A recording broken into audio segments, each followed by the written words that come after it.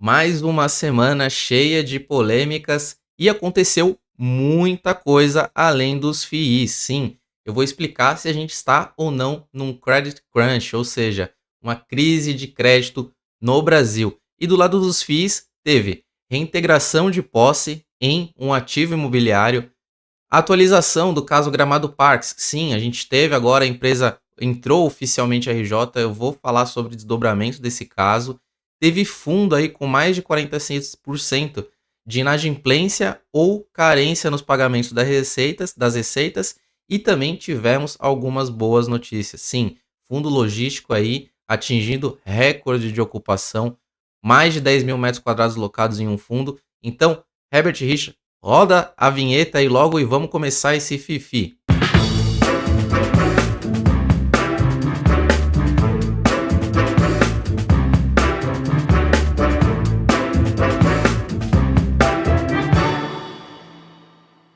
Seja muito bem-vindo, seja muito bem-vinda a mais um Fiz e Finanças. Esse programa que foi feito para você ficar muito bem informado aí de uma maneira prática e rápida de tudo que aconteceu durante a semana. E eu estou muito feliz que a audiência vem praticamente dobrando a cada programa. Espero continuar contando com o seu like, então já deixa o seu like, já garanti ele aqui no começo do vídeo. Manda esse vídeo para alguém que você conhece que também gosta aí do assunto de fundos imobiliários. E sem mais delongas, para o cenário macroeconômico, já vou começar respondendo aquela pergunta inicial, se estamos ou não num credit crunch. Primeiro, para quem não sabe o que é credit crunch, é uma crise de crédito, né? É uma expressão que se refere à escassez de crédito disponível tanto para quem toma e para quem origina, né, essas operações de crédito. Geralmente é causado por aumento aí nos padrões de requisitos pelos bancos ou quem está emitindo, né? E isso reverbera em algumas crises financeiras, porque se você tem menos crédito, você tem menos operações girando e uma coisa acaba levando a outra. E isso pode levar uma diminuição, né, desses investimentos e o crescimento econômico como um todo, afetando aí de uma maneira geral a economia. E se estamos ou não num credit crunch, talvez não, mas a gente pode estar dando passos largos aí para ir em caminho de essa crise mais generalizada atingir aí patamares de emissões no mercado. Se você for observar em renda fixa e fundos imobiliários, caiu mais de 30% só nesse primeiro trimestre do ano. E isso acontece que a gente está num cenário de taxas mais altas de juros, então isso vem afetando essas emissões de novos créditos e impedindo essa geração de novos negócios, está ficando cada vez mais difícil. E ainda no cenário doméstico, o mercado não digeriu muito bem essas questões que foram colocadas aí no texto do arcabouço fiscal, e lembrando que vão acontecer mudanças ainda nesse texto que foi entregue, vai passar por diversas casas, então a gente teremos futuras alterações nesse texto, e a resposta da Bolsa foi a queda, né, e consequente aumento do risco futuro, com as taxas ali da B32 que vinham caindo perto ali dos 6%, tiveram uma pequena ali retomada, então aumentou o nível de risco, e também isso já foi visto já na segunda-feira no boletim Focus. A gente já teve uma sinalização dessa piora, nessa sinalização dessa projeção da taxa de juros terminal do IPCA, que aumentou assim também para casa dos 6%. Há 4 semanas atrás estava em 4,95, há uma semana atrás ficou ali no 5,98 e já na segunda-feira pulou para casa dos 6%. Isso fez com que a bolsa caísse 2% nessa semana e cai aí, o Ibov cai 5% no ano. Já do lado do IFIX, a gente teve uma retomada de alguns fundos que a gente vai citar aqui, revertendo aí essa semana que começou em queda e já virou para alta, terminando a semana em 1%, mas ainda cai 2% no ano. Sobre as principais variações dos segmentos, tudo esteve em alta, né? Tivemos uma retomada dos fundos de papel que vinham caindo. O IFIX aí foi segurado aí pelo papel e pelo tijolo dessa vez, também terminando em alta de 1,17%, com destaque aí para o segmento de fundos que estava muito amassado, aí subindo quase 3%, laje corporativa também subindo 2% e Shopping Center também subindo na casa dos 2%. Sobre as maiores altas e maiores quedas, nós tivemos aí, liderando as altas, o Viur, subindo quase 7,5%, muito relacionado a tudo que aconteceu de o fundo estar bem amassado durante muito tempo, e essa retomada foi uma estilingada de uma vez aí subindo bastante, aí já só nessa semana foi 7,5%, mas está subindo em torno de 12, 11% nesse mês. Aí a gente tem fundo de fundo, o BCFF também subindo 6%, GGRC subindo também 6%, JSR11, fundo de laje corporativa, subindo 5,82%, e o BPFF11 subindo 5,74%. Então, nessas 5 maiores altas, tivemos aí pelo menos 2 fundos de fundos e 3 fundos de tijolos, né? Essa retomada desses fundos. O fundo de papel subiu em média aí 0,21% e não configurou nessas maiores altas. Já sobre maiores quedas, liderando o VSLH11 caindo 7%. Betra, vou falar para você o que aconteceu com o Betra lá no fato relevante dele, caiu também quase 6%. DEVA11 caindo 5,59%. Junto com ele o HCTR também, com o caso aí da polêmica do Gramado Parks. E o Helg, que teve a notícia ali de suspensão dos dividendos, caindo mais essa semana 3,3%. E agora sobre os fatos relevantes da semana. O primeiro fato relevante que chamou a atenção foi o BETRA11. O fundo aí vem tomando medidas legais para recuperar um valor de dívida de 1,8 milhão que o grupo JR deve ali na propriedade de Campo Verde, lá no Mato Grosso. O fundo está tomando aí medidas para acionar garantias como penhoras de bens e etc. Porém, como se não pudesse piorar, a gestão também descobriu que uma outra empresa está ocupando a propriedade sem nenhuma autorização. E a empresa alega que ela está ocupando essa propriedade com base em um suposto compromisso de compra e venda. Se você não entendeu, eu também não entendi como que isso pode acontecer. Pelo que parece, o imóvel ali, a fazenda foi vendida 2 vezes, pelo que eu entendi desse fato relevante. E aí o fundo, ele informa que ele está tomando medidas para rescindir o direito de superfície, que era concedido ao devedor, né, o grupo JR, e conseguir a reintegração de posse desse imóvel de volta aí para o fundo. Uma situação que é bem complexa e gera novas incertezas dentro do fundo do Betra, das operações que foram detidas. Lembrando que o fundo já teve problemas recentemente ali com a fazenda Viamacel, e agora mais esse problema. Se a devedora continuar inadimplente, né, pode haver aí um impacto de até 0,24 centavos por cota. Lembrando que a última distribuição foi cerca de R$1,1. Então vamos acompanhar o desenrolar dos próximos passos, como que a gestão vai conseguir reaver esses valores. Já sobre o caso Gramado Parks, tivemos mais notícias desenrolando essa semana. Então a notícia foi que a Justiça aceitou o pedido de recuperação judicial de empresas do grupo Gramado Parks.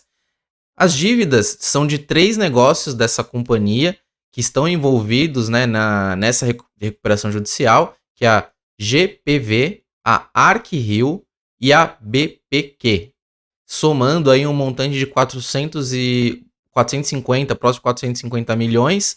A Justiça também proibiu que a Fortsec, a securitizadora que é responsável pela emissão desses certificados, elas executassem as garantias da companhia e que devolvesse, né, a securitizadora devolvesse os créditos recebíveis sob pena de multa aí de até R$100 mil. Lembrando que nesse pedido, pelo que foi noticiado, não está incluso os créditos ali da GPK, que tem os hotéis e mais incorporações. Então, fazendo um gancho aqui, novamente, o fundo ele divulgou, né, na sexta-feira um relatório gerencial e incluiu a seguinte frase que eu vou ler até aqui para vocês.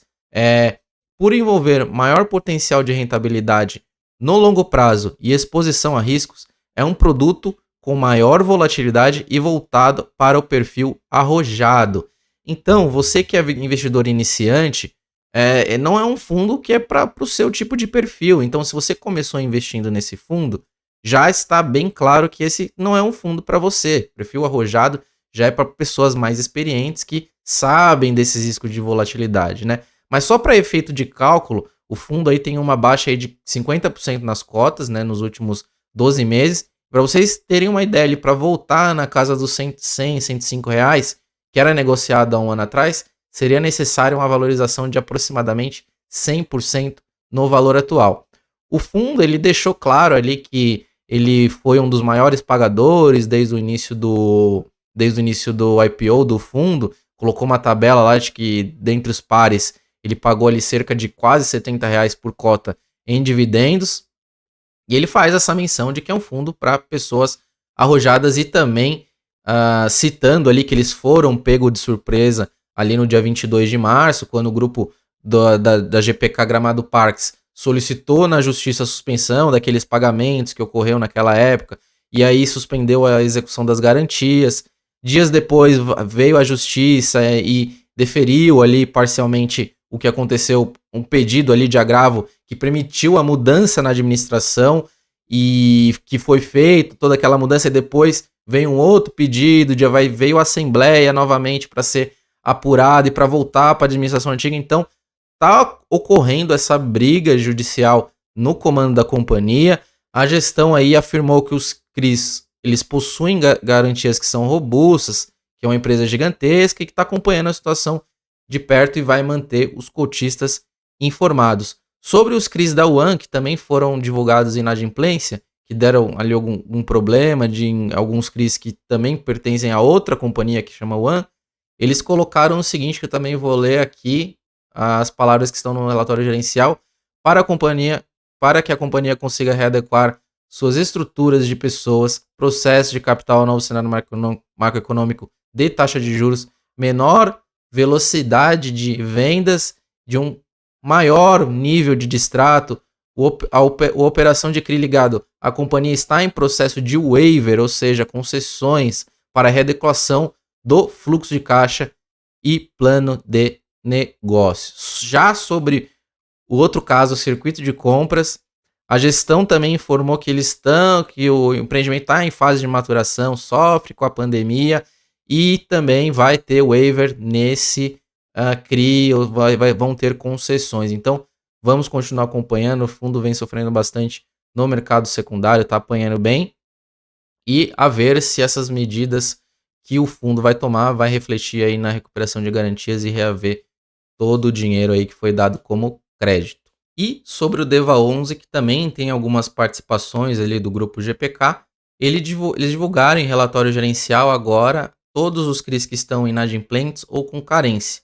Então o destaque desse não foi um fato relevante, mas sim um relatório gerencial, foi que 46% do fundo está atualmente inadimplente ou com carência dentro do CRI. E isso pode refletir sim em reduções nos pagamentos.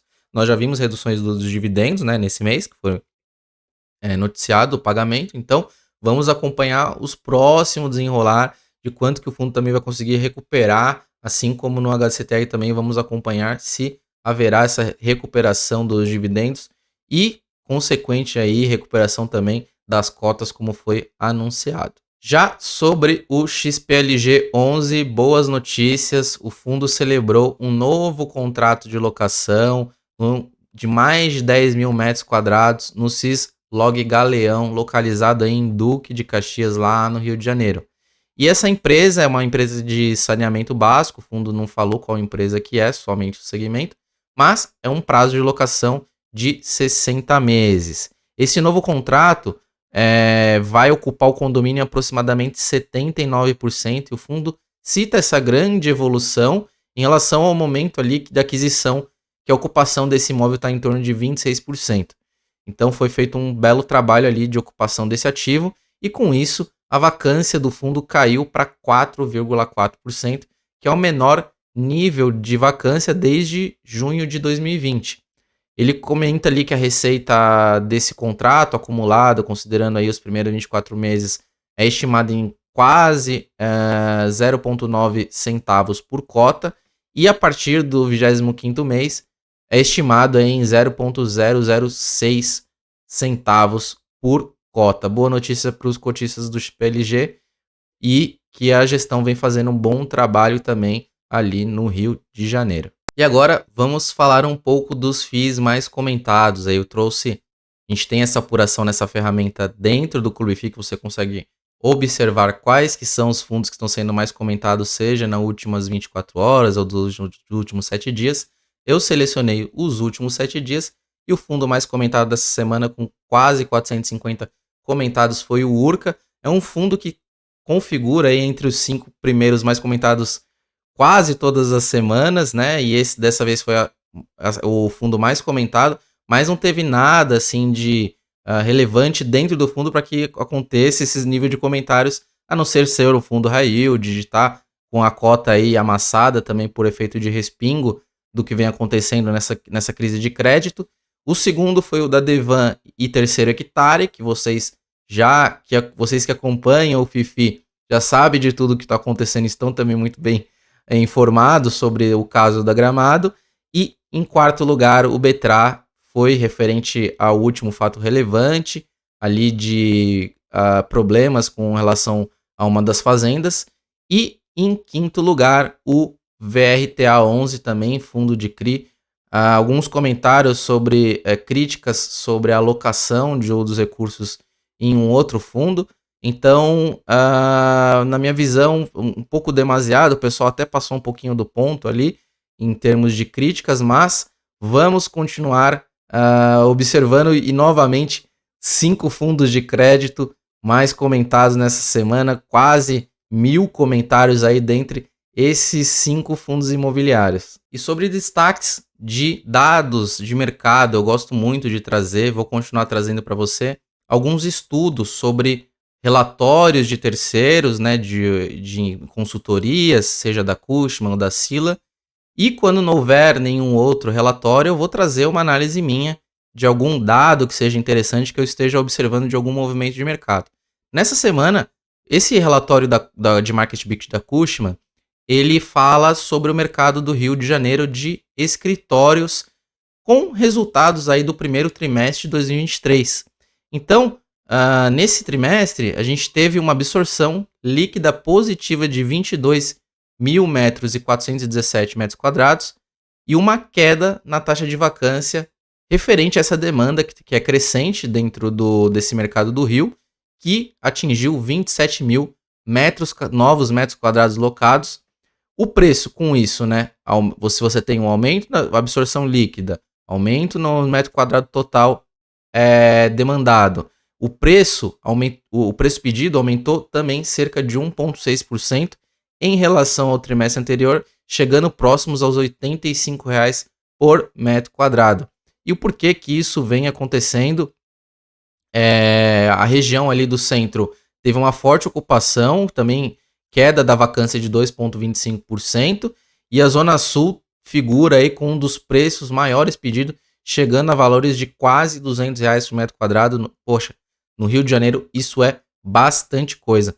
A taxa de vacância do Rio de Janeiro como um todo, classe A e classe A+, atingiu a marca aí, menor marca desde 2015, chegando nos 27,55%, ainda uma taxa de vacância bem alta.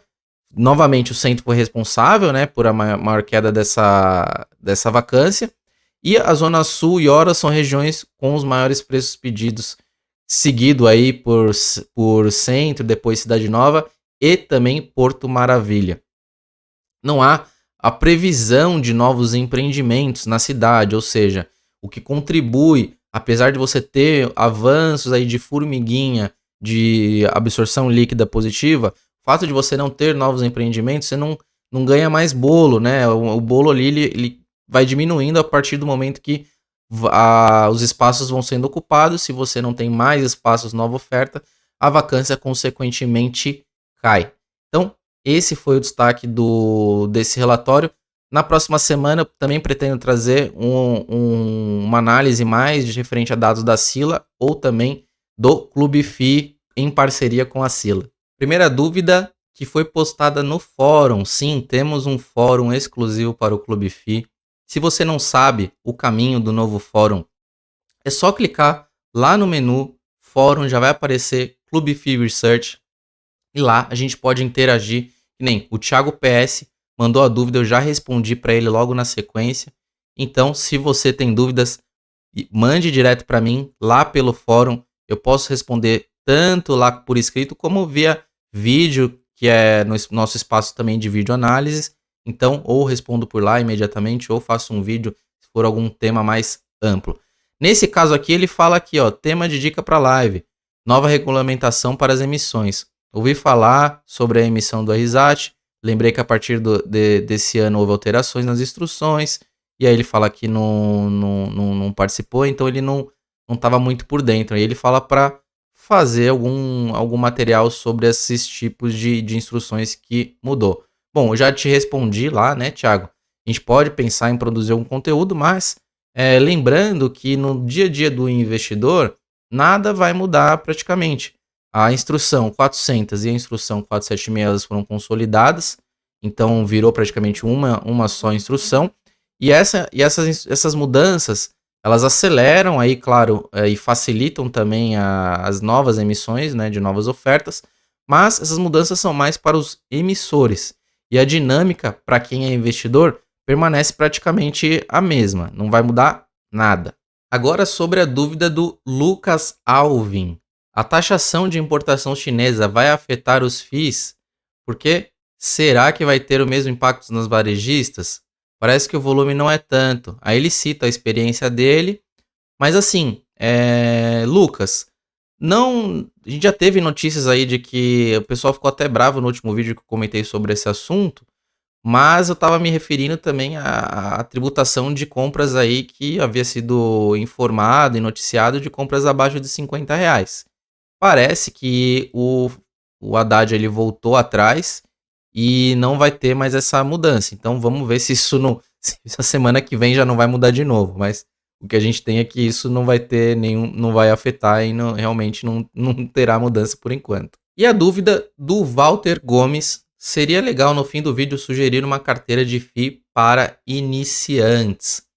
Walter, eu e o professor Mira divulgamos recentemente uma carteira de até R$ 50. Essa carteira pode ser considerada para iniciantes, porque com pouco dinheiro ali você consegue colocar o pé na água, sentir a temperatura, ver os dividendos caírem aí mensalmente na sua conta, com uma certa diversificação intrínseca, tanto em indexadores, tanto em diversificação de tijolo. Então, vou colocar aqui na descrição de novo essa carteira. Para quem ainda não baixou, é legal você conhecer, mesmo que você seja um investidor já experiente, sobrou ali um valor que você não consegue realocar, não sobrou mais que R$ 100 que você consegue comprar uma cota inteira, você consegue diversificar em outros fundos que tem cotas de até R$ 10 e fazer essa diversificação no que restou aí, ou se você prefere aguardar aí até o próximo mês e fazer essa readequação dessa sua carteira, né, o seu reinvestimento. E a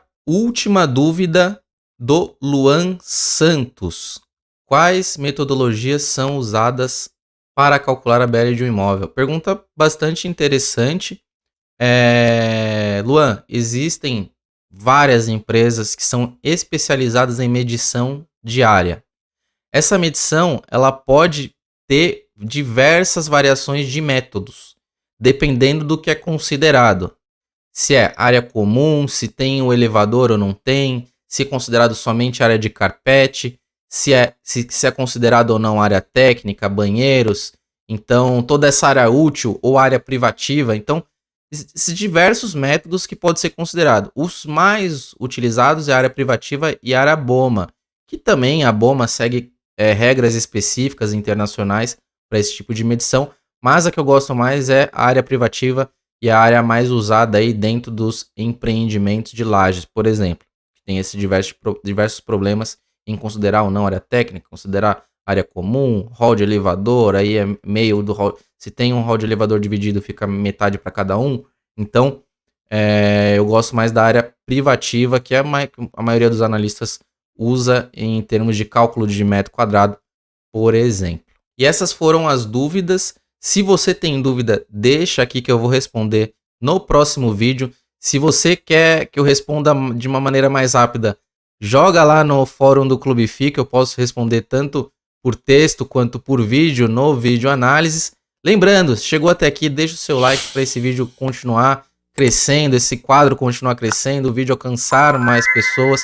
Teremos muitas novidades na próxima semana, que eu vou trazer novos relatórios, vamos soltar um relatório educacional de FIINFRA, FIAGRO, FIPE, então você vai entender mais sobre essas novas tipologias de ativos, que não são tão novas, o FIAGRO é mais novo sim, mas o FIPE já existe há um bom tempo, FIINFRA um pouquinho mais velho também, você vai entender se você pode ou não investir nesses fundos, e o espaço de videoanálise também foi inaugurado, com o primeiro videoanálise explicando como é que vai ser a dinâmica dos vídeos. Próximos vídeos vão ser explicativos das carteiras, ou seja, qual tipo de perfil, dependendo do seu perfil, qual carteira que você tem que utilizar. Vou fazer destrinchar todas as carteiras ali, falando sobre o porquê que aquele ativo está dentro da carteira. E, além disso, fazer análises também mais curtas dentro do nosso espaço vídeo análise. Lembrando que o caminho para o vídeo análise é menu, produtos e serviços. Aí você vai ver ali o campo vídeo análise, só clicar e assistir os últimos vídeos. Lembre-se, me siga no Clube FI, Dan Barbosa Eng, todas as redes sociais também é Dan Barbosa Eng. Até o próximo vídeo, um abraço, tchau, tchau.